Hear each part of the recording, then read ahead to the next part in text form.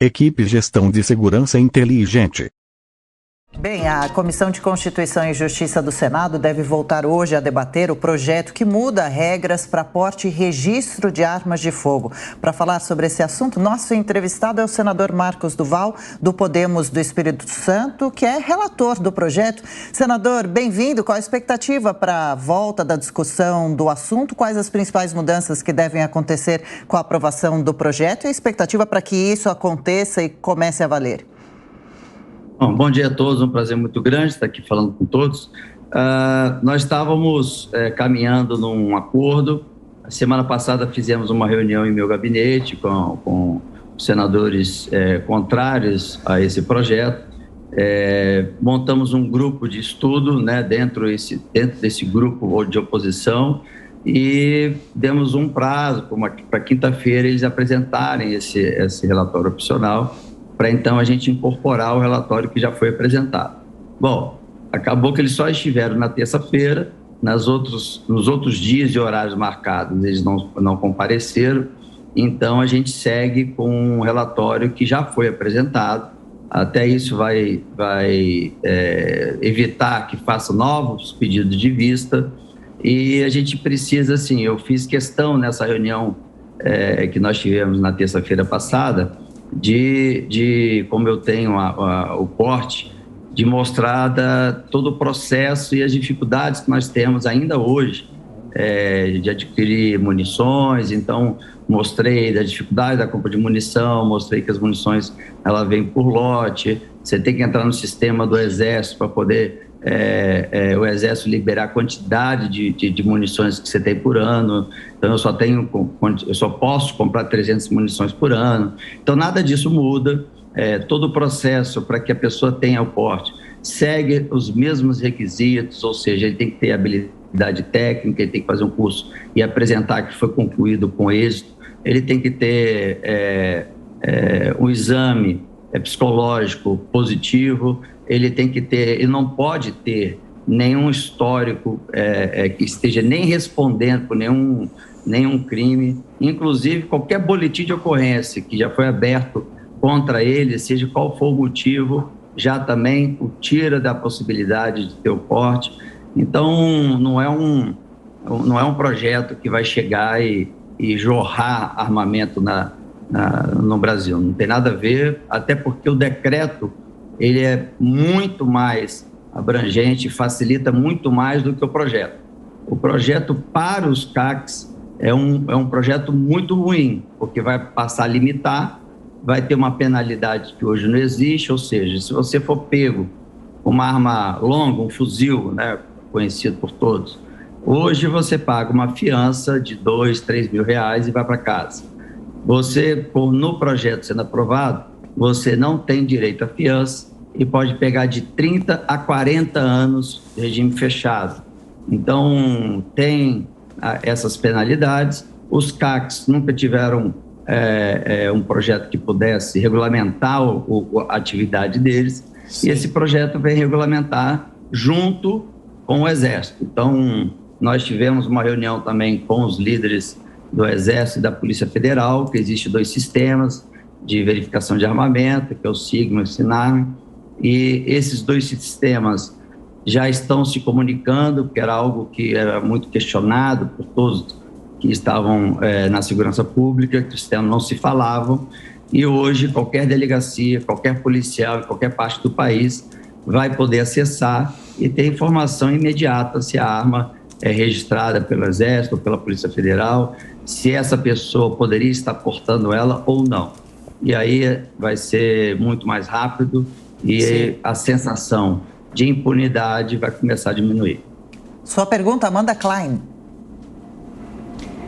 Senador, é interessante que, primeiro, bom dia, o senhor fez algumas distinções aí entre o decreto que havia sido apresentado anteriormente pelo presidente Bolsonaro e agora esse projeto que será discutido, será votado na CCJ. Eu queria saber ainda se esse projeto, por exemplo, mantém o que era definido no decreto, que amplia de 30, porque diz que os CACs poderão ter de 30 a 60 armas e que eles não precisarão mais de um laudo emitido pela PF. Basta atestar a frequência a um clube de tiros com pelo menos 6 idas anuais. O senhor falou aí, acho que do limite para munições, porque esse decreto anterior do presidente Bolsonaro previa pelo menos até 1.000 munições para CACs, então flexibilizava bastante.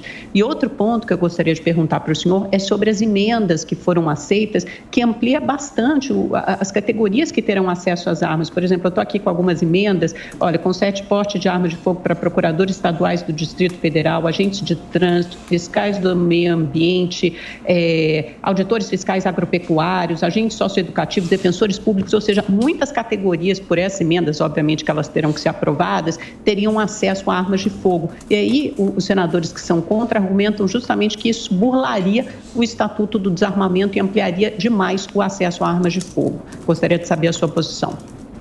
Bom, duas boas perguntas e é importante esclarecer. Primeiro que existem 2 sistemas. O sistema de que você busca a Polícia Federal para ter a posse e porte, né, você portar arma na rua, e o sistema dos CACs, que é pelo Exército. Então, você só é liberado para portar aquela arma durante o trajeto de fazer a segurança do seu acervo.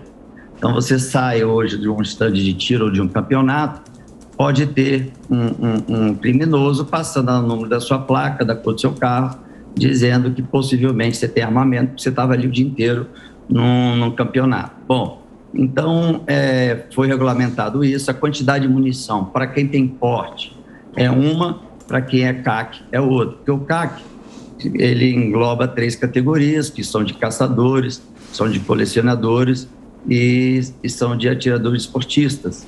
Então, a limitação, o número de munições são diferentes. Hoje, o Exército permite para os CACs, para poder fazer treinamento, competições e etc., 5.000 munições para treino. Eu, como tenho um porte pela Polícia Federal, eu só posso ter 300 tiros, eu só posso comprar 300 munições por ano. Outro ponto que era muito debatido, a questão da rastreabilidade, de ter as munições rastreáveis, ela vai permanecer, vão ser rastreáveis.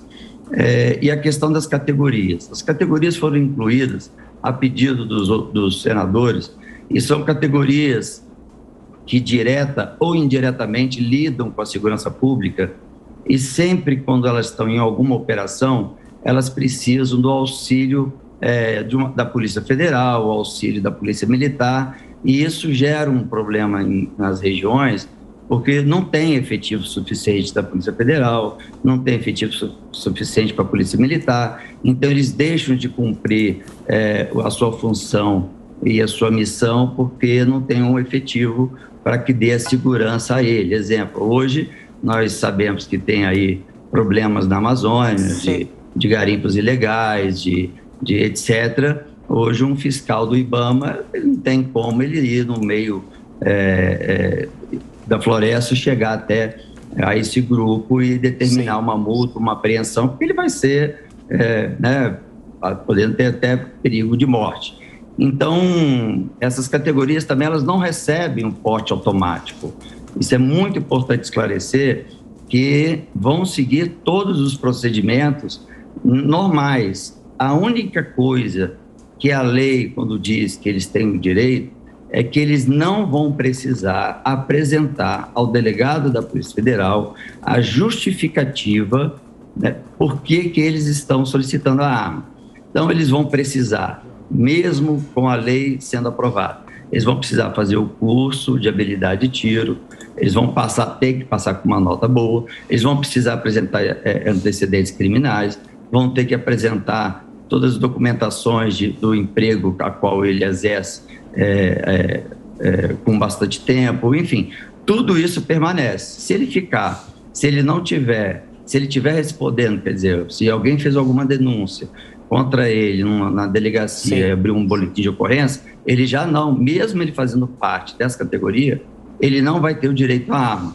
Então, a única coisa é isso, chegou no final, apresentou tudo, ele não vai precisar da tal efetiva necessidade, ele tem que fazer um relatório, uma redação para o delegado, dizendo, eu preciso, porque eu exerço tal função. Isso é a única coisa que a lei vai falar, não, isso você não precisa mais apresentar. O restante, você é obrigado a apresentar.